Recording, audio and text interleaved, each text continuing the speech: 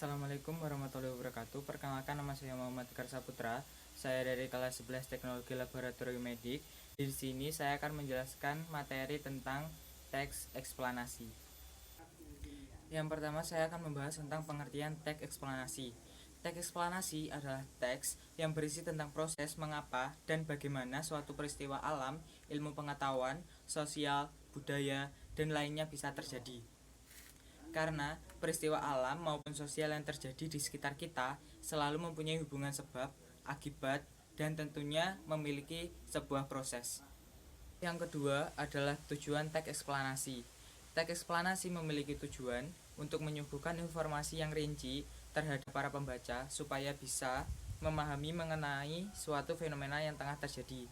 Sebagai contohnya seperti fenomena sekarang ini, yaitu pandemi virus corona. Jadi saat kita ingin membuat sebuah teks eksplanasi tentang pandemi ini, yang kita suguhkan adalah bagaimana penyebabnya, gambaran umumnya, akibatnya, dan lain-lainnya. Yang ketiga adalah struktur teks eksplanasi.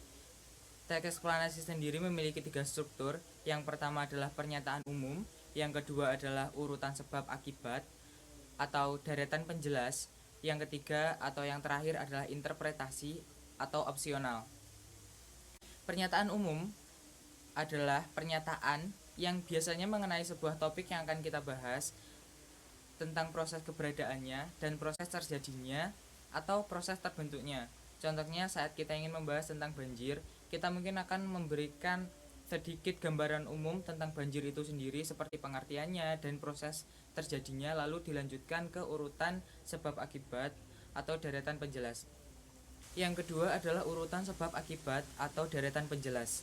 Pada bagian ini biasanya isinya mengenai rincian penjelasan proses terjadinya sebuah peristiwa yang akan kita sajikan dengan urut atau bertahap, mulai dari yang paling pertama hingga yang paling terakhir. Contohnya saat kita membahas tentang pengangguran. Jadi pada bagian ini mungkin kita akan membahas tentang bagaimana sih proses pengangguran itu bisa terjadi, penyebabnya, akibatnya, dampak positif, dampak negatif, lalu bagaimana sih cara kita mengatasinya.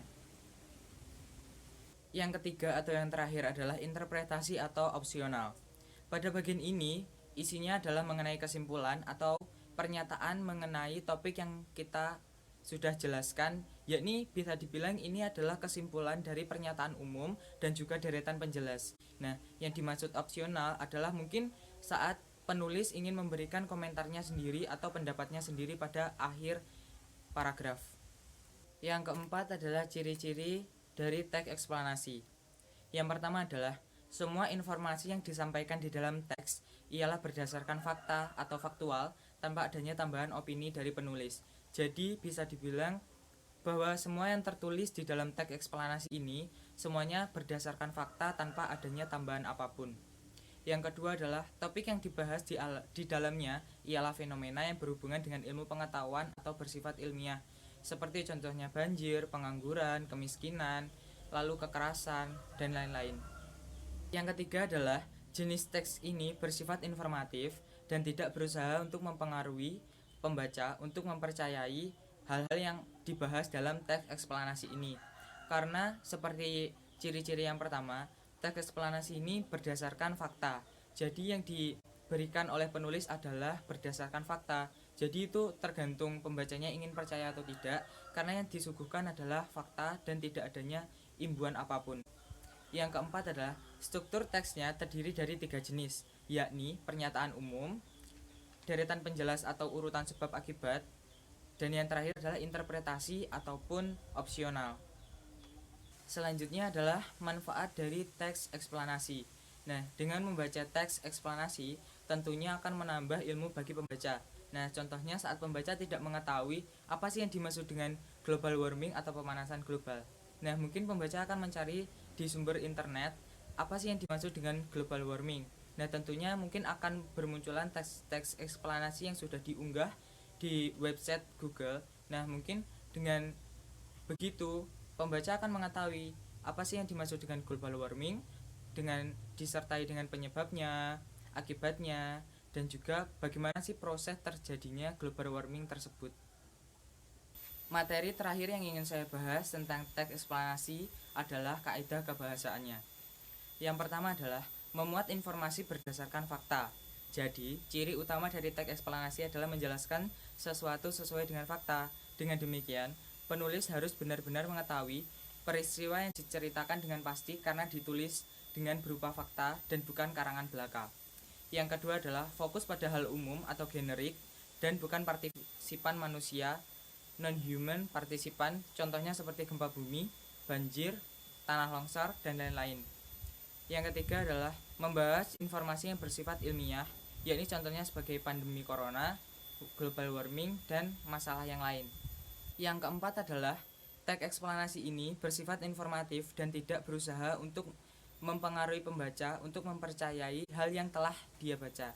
Nah, hal ini sudah saya jelaskan di materi sebelumnya, yakni di ciri-ciri teks eksplanasi. Yang kelima adalah pola pengembangan kronologis akan banyak menggunakan konjungsi kronologis seperti kemudian, akhirnya, selanjutnya, sekarang, sebelumnya, dan sejenisnya. Yang keenam adalah pola pengembangan kausalitas atau sebab akibat akan memiliki konjungsi kausalitas seperti sebab, karena, akibatnya, dan sejenisnya. Yang ketujuh adalah menggunakan kata kerja material. Kata kerja material adalah kata kerja berimbuhan yang menunjukkan aktivitas fisik, yakni perbuatan yang dapat dilihat atau yang dapat dilakukan oleh partisipan. Contoh dari kata kerja material ini antara lain adalah menulis, membaca, memasak, menendang, memukul, dan lain-lain. Yang terakhir adalah kata kerja relasional. Kata kerja relasional adalah kata kerja yang berfungsi sebagai penghubung antara subjek dan pelengkap.